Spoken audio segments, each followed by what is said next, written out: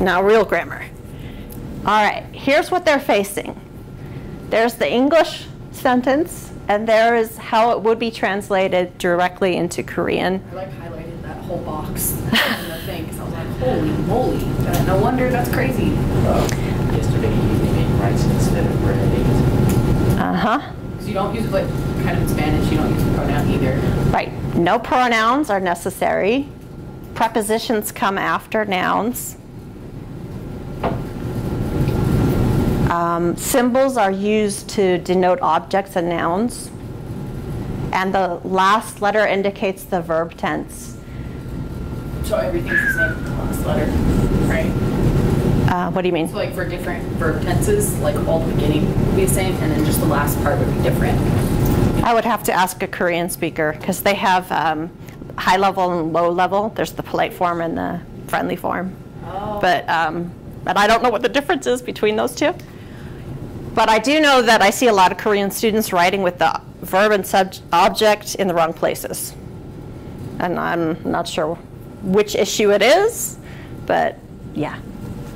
Sometimes I put the object first, and you're like, oh, who's doing the action in this sentence?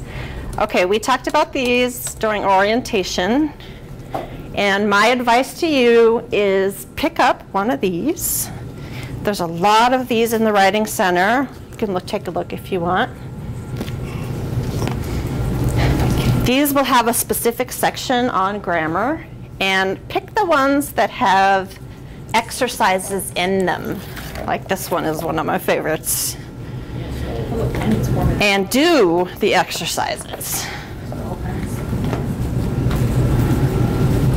There's usually a grammar section, punctuation section, sometimes spelling is separated. Just depends on the guide. Find one you like.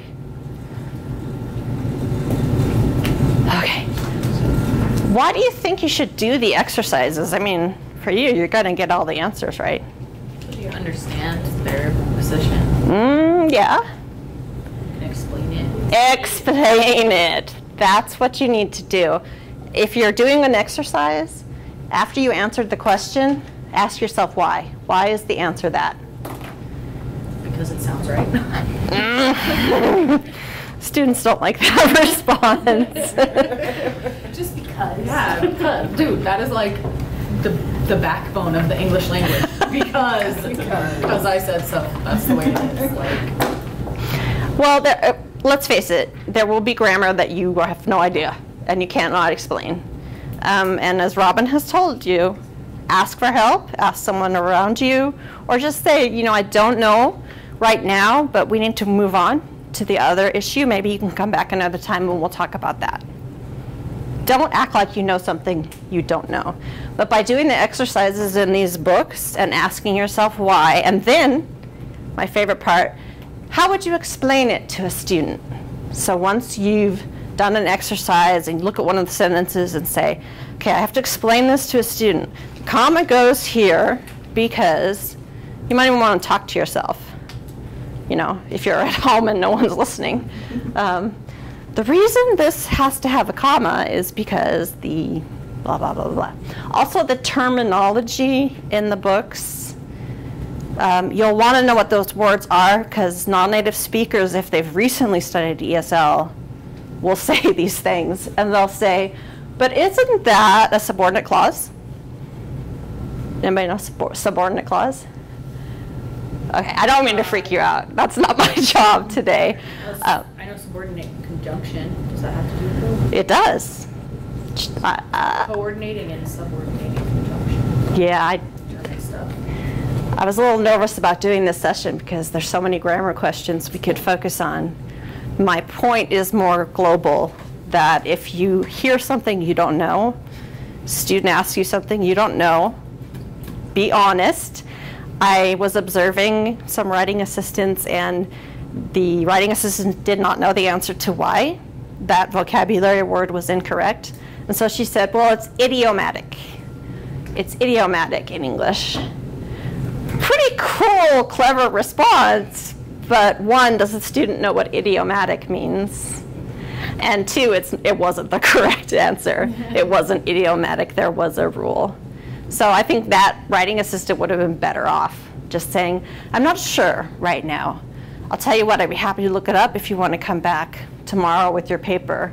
But for now, this is how it needs to be. Let's keep going. Can I interject? Yes. Also with the comma rules, for some reason people have been teaching for way too long that you just put a comma wherever you take a breath. Yes. And that's not accurate. And so please don't teach that to the students because I breathe like really heavily right now being pregnant and I'll have commas everywhere if I followed that rule. They here take a break, so when they stop and they get up and do something, they come back and put a comma and start writing again. Literally, like, what happened here? Oh, I took a break. we took a break. But they've been taught that. I mean, They have. Been taught that, so. And remember the article, grammars, and blah, blah. That is true that the grammar textbooks, even in ESL, are based on incorrect information. I mean, the latest books are much more up to date. But you might get a grammar explanation from a student that you're like, that's not right. And go ahead and say, I don't agree with that. I think that's plural because, and go ahead and give your answer. Student might be confused and now angry because they've heard two different things, but at least you've been honest. They're gonna come back and be like, this is the book where I found it. They might. Some students will, they're just dying to trick you on grammar. Okay, so I picked two things we could do today really quickly, the, and an, or none. Those are articles, right? Should we turn off the light?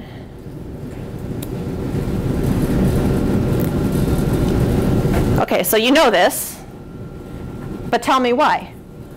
Why is the first one, the man I met was a doctor? Why isn't it a man I met was a doctor? It's a specific person. Now, of course, you need the whole paper to make a determination. It's hard to pick out one sentence and know if it's a or the. Could you just have man I met was a doctor?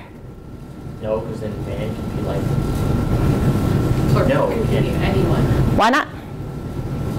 Because sounds right. it sounds wrong. See, that's what I'm saying. You're referring to Okay. a specific man, so you have to specify which man. That's better. You're referring to a specific man. You have to specify the man. It's actually because it's a non-count singular noun. I'm going to explain that in a second. How about that one?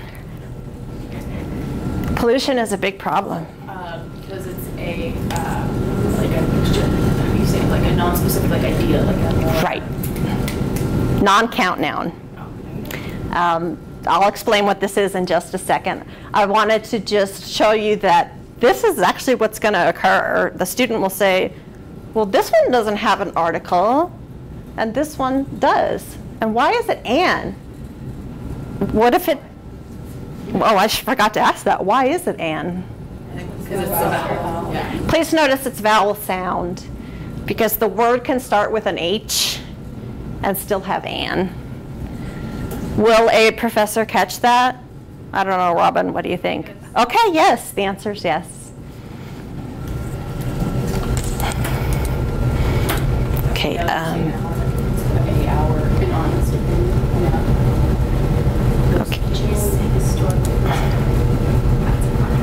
the word I was saying was count and non-count nouns, and yes, I will explain it. If you are working with a non-native speaker, they know that terminology. Singular count nouns need an article. That is the best advice you can give on articles. Yes, I agree with a specific versus not specific, but this is the one that if they focus on the most, they'll fix more of their errors than they ever have before, and they'll be so proud of themselves. That's the most common mistake. They need some type of article if they're a singular count noun. That's why man was a doctor is not correct. Man is single. You can count them. 1 man, 2 men, 3 men. That's why. So there, you have an answer to the question. Anybody want to repeat it back to me? Should I concept check? No, we're running out of time. I'm going to keep going. But did that make sense? I want you to concept check. I want you guys to name a non-count noun, a singular non-count noun. Just name one right now. Information. What? Oh, well, we could use these examples Okay, you have examples. too. Okay, if you marry a foreign person, you will need to learn blah, blah, blah. Where's the error? If you marry a foreign person. A foreign person. Why? It's a specific form. What about men though? Like men, like the men like to. Person is count. You can count people. It just that the irregular form is used. It becomes people. You can also say persons in certain situations. Maybe that was a bad choice. This one. The, why? You can count governments. One government, two governments. Just ask yourself if you can count it by doing 1, 2, 3. Abstract idea. That's the word I was looking for. Non-count nouns tend to be abstract ideas. Here we go. And you'll get the opposite problem. There is a garbage on the floor. All right, concept check. How would you tell the student who wants to be brave? How would you tell the student why that is incorrect?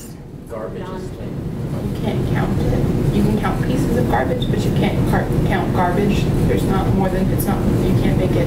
That's excellent. You can't count garbage because it's a concept, it's a big thing. And then what, sorry, Robert, you're? I was just going to say it's like it's a collective thing. A collective thing. Yeah, it's not the garbages or something like that. Well, now they wouldn't think that's funny because to them, garbages sounds okay. Yeah, But it's just garbage. you could say, we would not say garbages. It's not plural. It can't be plural. That's why you need a article here, because it's this non-count noun. I have to catch myself. I'm so tired at the end of the day.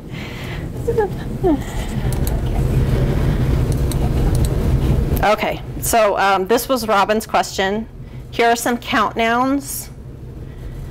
Some of them have irregular forms, but they're still count nouns.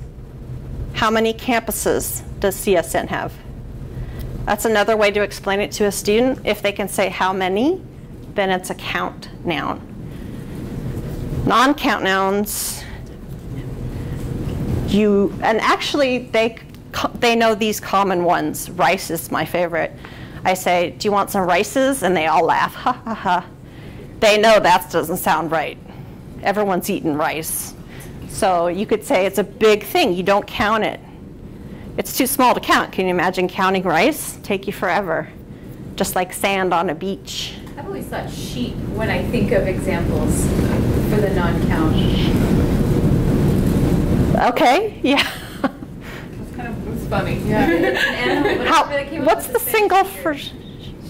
What would you call it? Oh, it's sheep. Sheep or sheep. A lamb. Yeah. Sheep or sheep. That's kind of an irregular plural. That's the whole English being, you know, because That would be a really hard one to explain because I will explain it. because one's singular. It's depending on when you're using it and how you're using it. Same with fish. Okay, so Robin, you don't know the answer to why sheep is not with an S. What would you say? I would say, I don't know. I do, and I do that say that with some students. I say, I don't know. I know that in most cases you can do it this way, but in this case I don't know. Honesty is the best policy. Or ask someone if I'm around, grab me. I already mentioned this. If you tell a student to look for single count nouns, and if you do it with them on the paper, this really helps our international students from East Asia. They love this, and then their eyes light up and go, oh, that's all I have to do is look for single count nouns. And of course, you wouldn't have an article in front of his book. They don't tend to mess that up, but I just want to point that out in case there were any questions.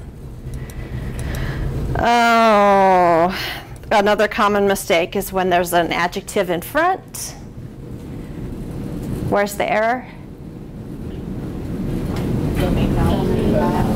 Probably could be a. The reason they're missing that is, oh, you tell me. What would you say? Why does that need an article? Valve is a count noun, and it's single. Even though there's an adjective in front of it, even if there's 10 adjectives in front of it, it's still a single count noun. We are out of time. Robin, what should I do? Shoot. I was going to move